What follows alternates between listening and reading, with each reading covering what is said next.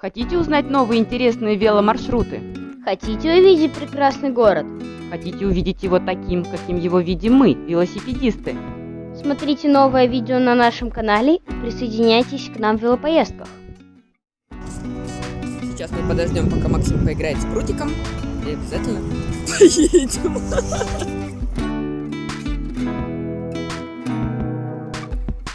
Я Макс, А я мама и сейчас мы находимся на площади Ленина. у финляндского вокзала, и путь нас лежит к одному из очень интересных и достаточно неизвестных памятников Санкт-Петербурга.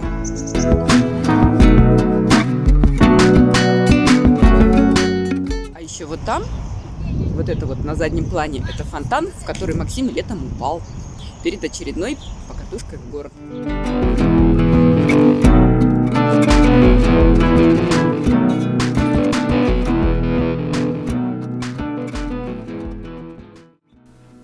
Мы приезжаем из Всеволожска на финляндский вокзал, и отсюда очень удобно начинать велопоездки в разные районы Санкт-Петербурга. Маршрут по набережным Невы – один из наших самых любимых. Куда ни посмотри – исторические места и достопримечательности, красивые виды, река. Все это создает неповторимую атмосферу городских велопоездок. Здесь чувствуешь настоящую свободу и легкость.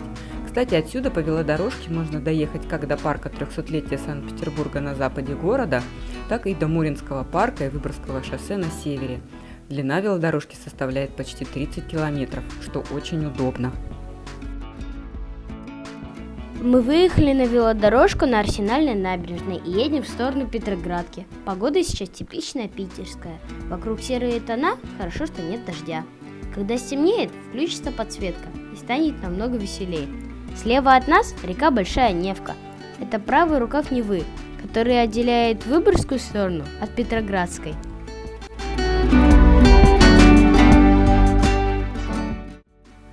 Большая Невка идет вдоль островов Каменный, Крестовский и Елагин и впадает в Финский залив в районе парка 300-летия. Вдоль Большой Невки расположены 6 набережных и 5 мостов, а в самом ее начале стоит на Вечном Приколе одна из главных достопримечательностей Санкт-Петербурга – крейсер «Аврора», а также и расположенное Нахимовское училище.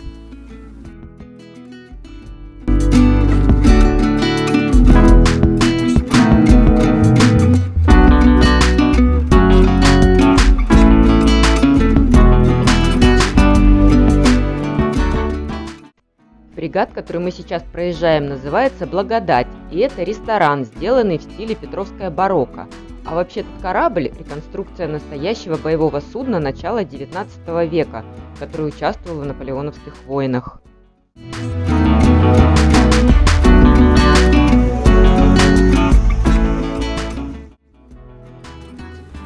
Мы переехали на Петроградскую сторону по Гранадерскому мосту и через Петроградскую набережную и улицу Куйбышева выехали к старейшей площади города – Троицкой. До 20-х годов 18 века эта площадь была центром городской жизни. Здесь находился первый в Петербурге порт, административные здания, здесь читали царские указы и казнили преступников. Сейчас здесь разбит сквер, в котором установлен Соловецкий камень, памятник жертвам политических репрессий в СССР. Место для установки было выбрано не случайно. Рядом с площадью расположены места, имевшие непосредственную связь с репрессиями. Дом политкоторжан, тюрьма, некрополь Петропавловской крепости и управление НКВД.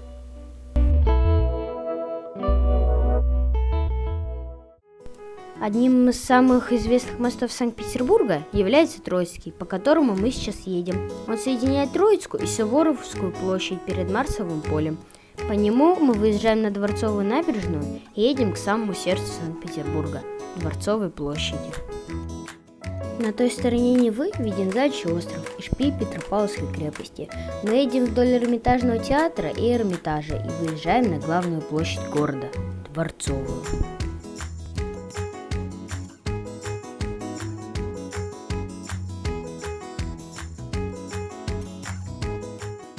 Глядя на эту одетую в камень площадь, сложно представить, что в начале 18 века это было огромное, заросшее травой поле, на котором часто устраивались шикарные праздники и народные гуляния.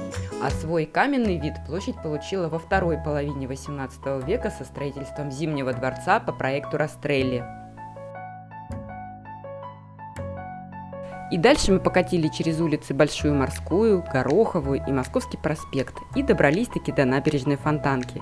Да-да, до Фонтанки мы специально сделали небольшой крюк, чтобы показать вам красоту центра Санкт-Петербурга и места, где очень здорово кататься на велосипеде.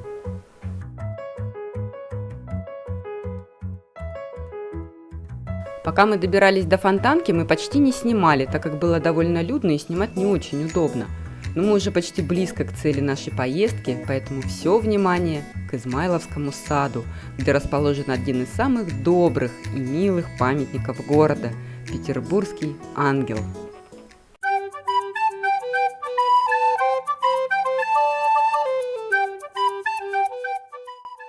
Здесь, в Измайловском саду, неподалеку от молодежного театра, на одной из лавочек примостился маленький бронзовый старичок в мятом пальто.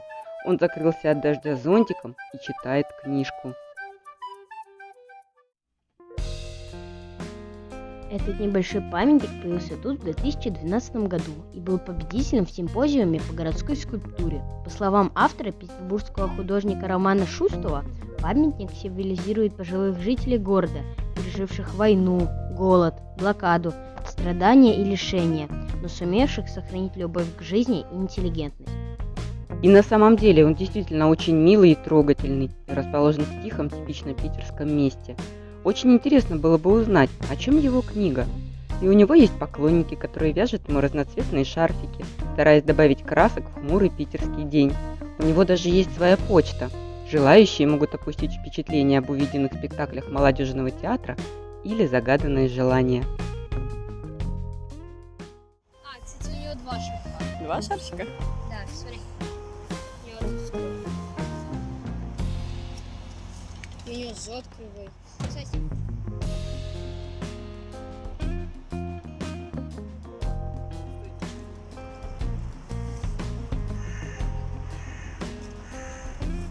Наша традиция.